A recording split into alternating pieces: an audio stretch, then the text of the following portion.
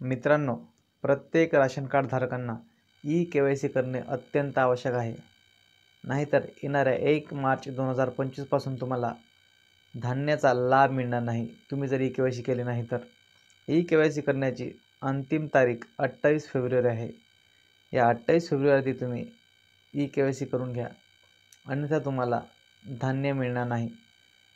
असे जाहीर आवाहन महाराष्ट्र शासनाने केले आहे. मित्रांनो, बघा काय केलेलं आहे. जिल्हा पुरवठा अधिकारी यवतमाळचा आहे, यांचे आदेश आहे. जाहीर आवाहन: आवश्यक कागदपत्रे, आधार कार्ड, शिधापत्रिका. सर्व शिधापत्रिकाधारक यांना जाहीर आवाहन करण्यात येते की आपण आपल्या कुटुंबियांसमवेत आपला शिधापत्रिकेतील जेवढ्या व्यक्ती आहेत त्या सर्वांचे आधार कार्ड घेऊन त्यांचे सत्यापन व्हेरिफिकेशन करून घेणे सक्तीचे आहे. अन्यथा ज्या व्यक्तींचे सत्यापन व्हेरिफिकेशन होणार नाही, त्यांचे शिधापत्रिकेमधून नाव वगळल्यास किंवा त्यांचे शिधा जिन्नस बंद झाल्यास सर्वस्वी जबाबदारी शिधापत्रिकाधारकाची राहील. कृपया याची सर्वांनी नोंद घ्यावी.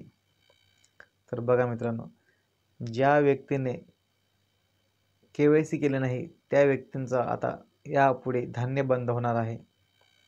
तर मित्रांनो, तुम्हाला तुमचं धान्य सुरू ठेवण्याकरिता ई-के.वाय.सी करणे अत्यंत आवश्यक आहे.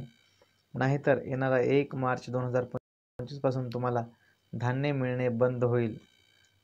त्याकरिता तुम्हाला ई-के.वाय.सी करणे अत्यंत आवश्यक आहे. कुटुंबामध्ये जेवढे व्यक्ती आहेत त्या संपूर्ण व्यक्तींना ई-के.वाय.सी करणे बंधनकारक आहे.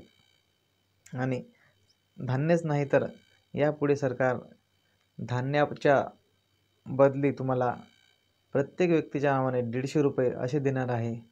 हा जी.आर लवकरच येणार आहे मित्रांनो. तर करिता हा लाभ तुम्हाला मिळाला पाहिजे, म्हणूनच तुम्हाला ई-के.वाय.सी करणे अत्यंत आवश्यक आहे. तर मित्रांनो, ई-के.वाय.सी करण्याकरिता तुम्ही तुमचे जे शिधापत्रिकाधारक जे कंट्रोल डीलर आहे त्याकडे जाऊन तुम्ही तुमची ई-के.वाय.सी करू शकता. आणि घरातील प्रत्येक व्यक्तींचे आधार कार्ड घेऊन तुम्ही ई-के.वाय.सी करू शकता. आणि तुम्ही तुमचा जो लाभ आहे धान्याचा तो अनंत चालू ठेवू शकता. अशा प्रकारे आपण या व्हिडिओमध्ये ई-के.वाय.सी बद्दल माहिती घेतलेली आहे. मित्रांनो, व्हिडिओ जर तुम्हाला कामाचा वाटला असेल तर व्हिडिओला लाईक करायला मात्र विसरू नका.